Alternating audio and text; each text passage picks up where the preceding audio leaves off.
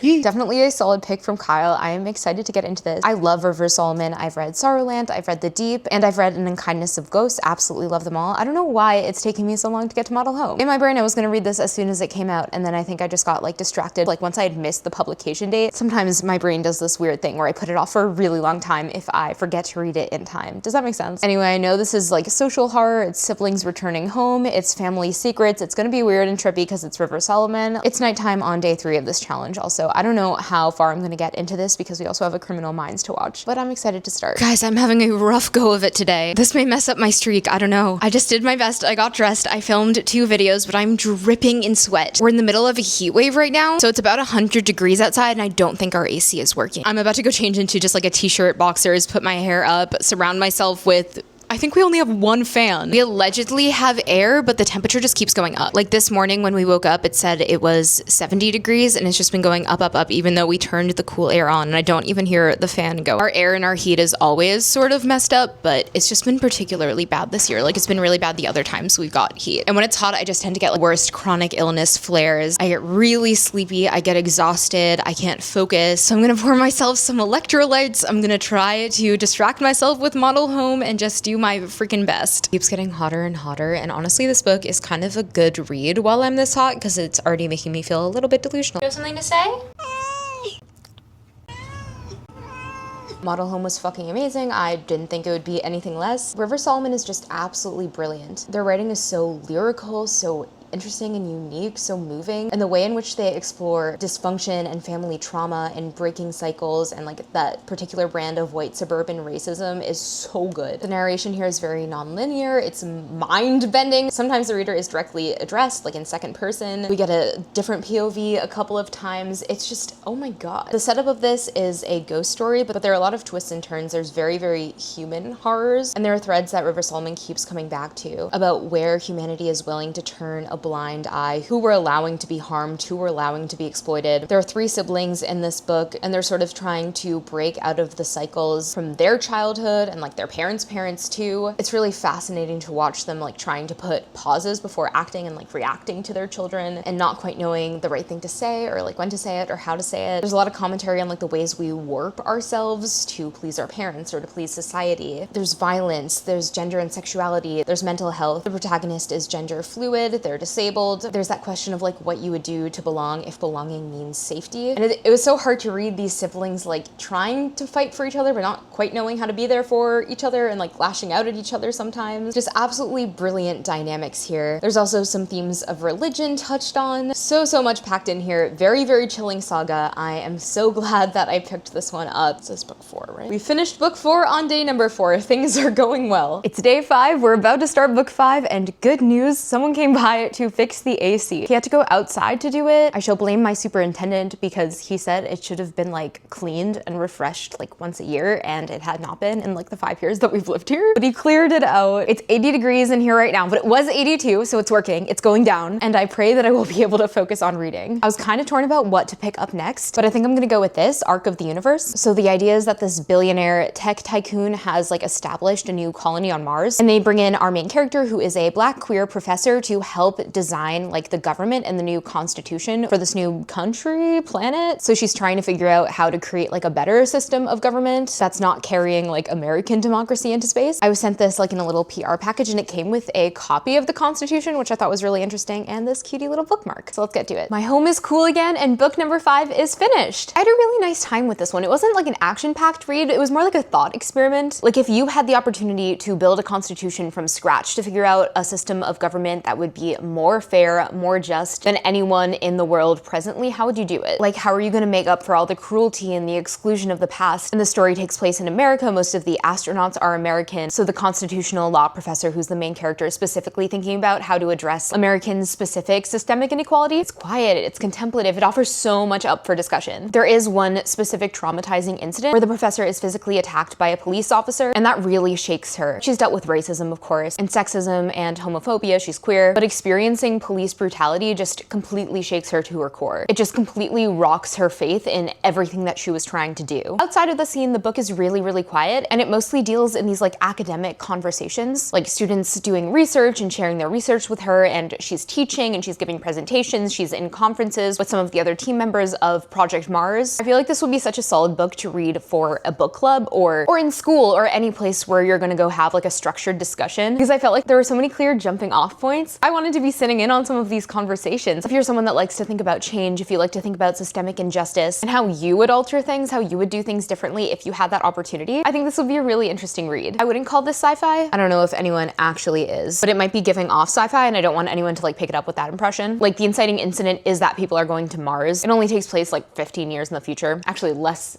than that, I think. But anyway, there is that one speculative element, but this just feels like a general fiction book. It wasn't quite what I was expecting, but I really enjoyed it. I also think that if you're someone who reads a lot of nonfiction, and if you want to explore some more like hypothetical ideas in a fictional setting, this would be a really interesting pick for that. I had a nice time with it. Okay, tomorrow I'm gonna be in the city practically all day for the Pride Book Fair, so I'm thinking I'll bring a novella like on the subway and try to read a bit then, and like in between the events and when I get home, because I just have 2 more days. I know I can do this, but I'm not sure how much I'll actually be able to film with it, so I might have to update you all later. We're on day 6 and book 6 of this challenge. I'm about to head off to the Pride Fair, and my book today is Mapping the Interior, which is a Stephen Graham Jones novella. I started reading this on the train ride back from the chiropractor, and then I'm training to this event, which is 1 to 9 p.m. tonight, so you can see why I picked a novella for today's challenge. It's about a 12-year-old who brings back his dad from the dead. I love Stephen Graham Jones. I've been keeping up with all of his new releases, but there's a lot of his backlists that I haven't picked up yet, so this is gonna be part of that journey. It's about 100 pages. I think I'll be able to finish it between all these train rides. I'm actually already 20 pages in. Very into it so far. But I'm about to head off to Pride, so I will have to update you all tonight. Hello, I am back from the Pride Fair. I am so hot. I am so sweaty. I am so deeply tired. I think I need to go like take a shower and sit and collect my thoughts before I can give this the review it deserves. But this was a fascinating, precise little novella. Exactly what I expect from Stephen Graham Jones. Really interesting through lines of generational trauma. I just picked up so many books at the Pride Fair, which I'm excited about. I think I'm gonna read Bob the Drag Queen's book for my final pick tomorrow. But we're interrupting this vlog to do a labubu unboxing. I'm so sorry. I'm not sorry at all though. These are my first labubus. Best day ever. I picked these up on the way to the Pride Fair, and they've been sitting in my bag all night. I was gonna try to do an unboxing there, but there was never like the right moment. There weren't enough places to sit. So let's unbox these together, and then I will go shower, and then I will return to do my review. Okay, we're starting with Exciting Macaron. These are the ones you can get from the set, like sort of the pastel colors. I'm so excited. Oh, that was harder than I thought.